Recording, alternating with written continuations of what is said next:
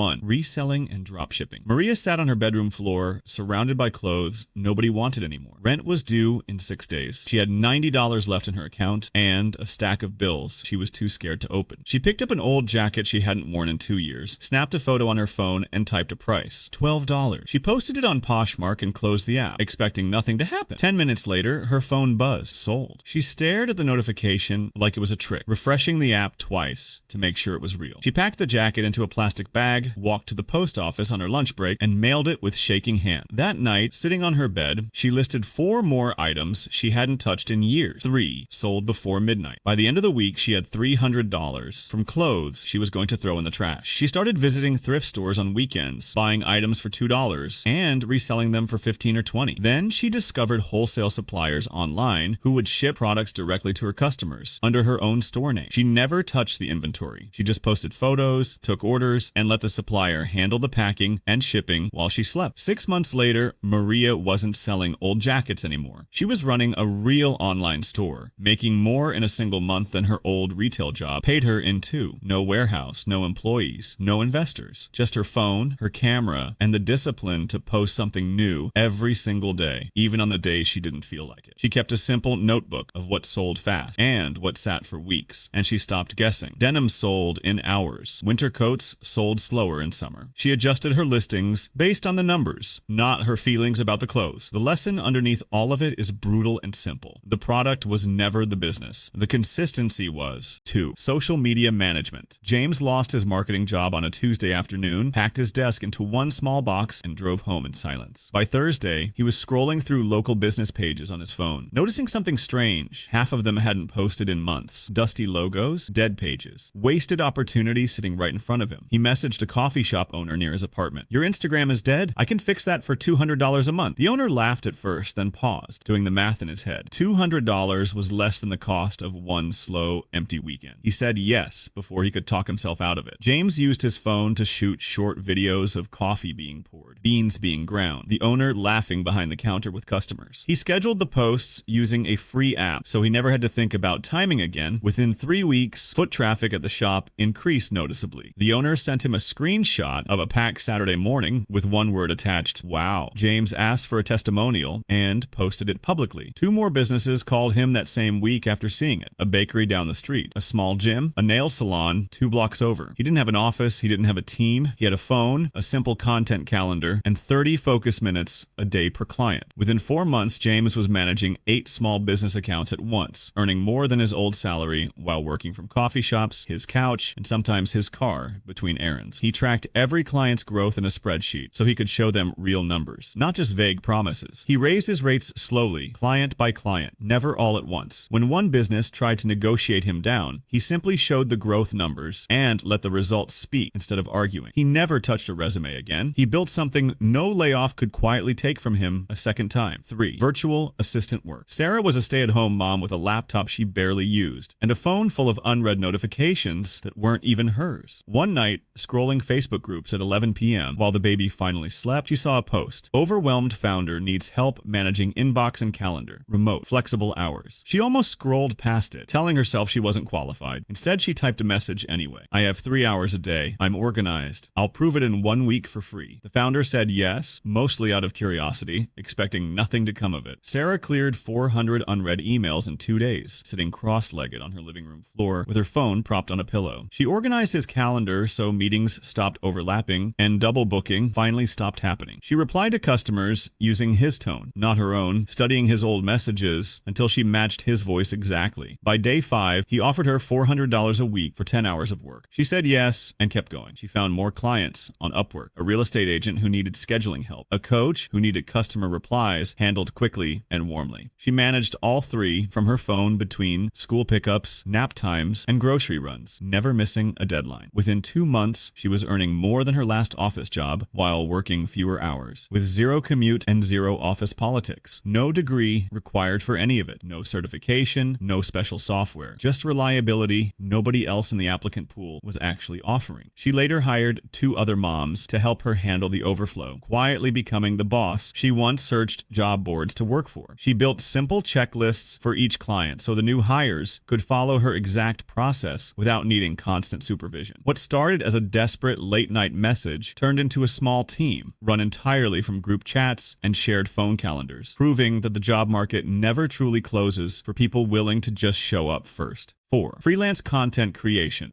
Daniel wrote for free for a year straight. Blog comments, Reddit threads, long posts nobody asked for and nobody paid him a cent for. And he almost quit writing altogether out of pure exhaustion. Then a stranger in a Facebook group asked, "Anyone know a decent writer for blog posts? $50 each." Daniel replied within a minute, heart pounding, terrified someone else would answer first. He wrote the article that same night on his phone using Google Docs. Sitting on his kitchen floor because his laptop was broken, he sent it. The client paid instantly and asked for 3 more the very next day, barely reading his reply before sending payment. He built a simple portfolio using screenshots of his best work, saved as a single Canva graphic he could send in seconds. He shared it in 5 more Facebook groups the following morning. By the end of the week, he had 4 repeat clients, paying between $50 and $100 per article, none of whom he had ever met in person. He raised his rates every single month a client didn't complain, testing the ceiling quietly instead of asking permission. 50 became 80. 80 became 150. He wrote client work at coffee shops, on buses, in waiting rooms, at his sister's birthday party, in the bathroom, anywhere his phone had signal and his fingers had a few spare minutes. 1 year later, he quit his day job during his lunch break, typing the resignation email from his phone in the parking lot. Not because he became famous or viral, because he simply never stopped showing up, writing something every day and sending invoices on time without fail. His old manager later asked him for writing tips, not realizing Daniel now earned more in a week than that job paid in 2. He kept every rejection email in a folder just to remind himself how close he once was to giving up entirely. Clients came and went, but the habit never broke. That was the actual business. Not talent, not luck, just the refusal to stop typing on the hard days. 5. Online coaching or tutoring. Priya spoke 3 languages and thought nothing of it, treating it like an ordinary fact about herself, until a co-worker's cousin asked her to teach basic Spanish over video calls for a trip abroad. She almost said no, embarrassed to charge money for something that felt completely natural to her. She charged $20 an hour anyway, unsure if anyone would actually pay it. The first session was awkward, full of long pauses and nervous laughter. The second was smoother, both of them relaxing into it. By the third session, her student was ordering food in Spanish through video roleplay at her kitchen table, laughing at his own mistakes, genuinely improving in real time. He told 2 friends about her right after his trip. Both booked sessions using a scheduling link Priya set up in 10 minutes without any technical help. She ran every session over video calls, using her phone propped against a water bottle in her small apartment, sometimes with her cat walking across the frame mid-lesson. Word spread through referrals only. No ads, no flyers, nothing paid. She raised her price to $35, then $50, as her calendar filled up weeks in advance and people started asking to be put on a waiting list. 6 months in, she wasn't just tutoring anymore. She was running a functioning coaching business entirely from her phone, earning steady income doing something she used to consider too ordinary to sell. She started keeping a simple list of student wins, job interviews passed, trips enjoyed, conversations finally understood, and read it whenever she doubted herself. A year later, she was fully booked, turning away new students most weeks and referring the overflow to a friend she personally trained on her exact method. Skills you already own quietly without noticing are often businesses you simply haven't priced yet. Priya just happened to be the one who finally put a number on hers. 6. Affiliate marketing. Tyler filmed himself reviewing a phone case in his bedroom, using nothing but his phone's front camera and terrible overhead lighting. He posted it on TikTok with a link buried in his bio. He expected total silence. He got 11 views and 1 comment from his cousin. He posted again the next day anyway, refusing to let one flop define anything, and the next day after that. On day 17, a video showing a kitchen gadget in action hit 40,000 views overnight while he was asleep. His affiliate link, still buried quietly in his bio, generated $83 in commissions before he even woke up to check his phone. He didn't own the product. He never touched inventory. He never packed or shipped a single box in his life. He simply showed people something genuinely useful and got paid a small cut whenever they bought it through his personal link, no matter how small the sale was. He studied which videos performed and which ones didn't, then repeated the winning pattern relentlessly. Show the problem, show the solution, show the product, drop the link. Some videos flopped completely, barely getting seen. Some exploded overnight for no clear reason. He kept posting daily, regardless of the outcome, treating each video like a lottery ticket he controlled the odds on. 4 months later, affiliate commissions from 3 different products were quietly paying his full rent every single month without fail. No No office, no inventory, no customer service calls at midnight, just his phone, a consistent posting habit, and enough patience to survive the early silence that it almost made him quit on day 3. He now keeps a spreadsheet of every video's hook, just to see which opening line actually stops people from scrolling. He shares the sheet with nobody, treating it like the one real asset the whole business is built on. The product changes every month. The camera never gets better. The only thing that stayed constant was Tyler refusing to stop posting after the silence that came first. 7. App-based delivery or rideshare. Marcus needed cash by Friday, not by next month, not eventually. He didn't have savings to start a store or a following to sell anything to. He had a car, a phone, and real desperation sitting in his chest. He opened a delivery app, completed the sign-up in 9 minutes flat, and was approved before dinner that same evening. His first order paid $6 for 11 minutes of driving through slow traffic. It felt almost insultingly small compared to the bills waiting on his kitchen counter. He kept going anyway, refusing to overthink it. By hour 4, he'd made $61, enough to finally cover the electric bill that had been sitting unpaid, threatening to cut his power off entirely. He learned the patterns fast. Lunch rushes, dinner rushes, which neighborhoods had bad drop-off zones to avoid, which ones were worth chasing every single night, and which gas stations near the highway had the cheapest fill-ups for his car. He ran 2 delivery apps at the same time, switching between them during the dead, quiet hours when orders slowed down completely. It wasn't glamorous, it wasn't a brand he could put on a business card, but it was real money, landing in his account the same day he earned it, with 0 startup cost beyond a phone he already owned and a car that was already sitting in the driveway. Within weeks, he built a rough mental map of the entire city based purely on where the money actually was, something no app tutorial ever taught him. He started saving a small cut from every single payout, even when it hurt to do it. He used the extra income to slowly pay down a small debt he had been ignoring for over a year, watching the balance drop a little with every shift he pushed through. For some people, this isn't the final destination at all. It's the bridge. Real cash today, while something bigger and harder gets quietly built in the background, one delivery at a time.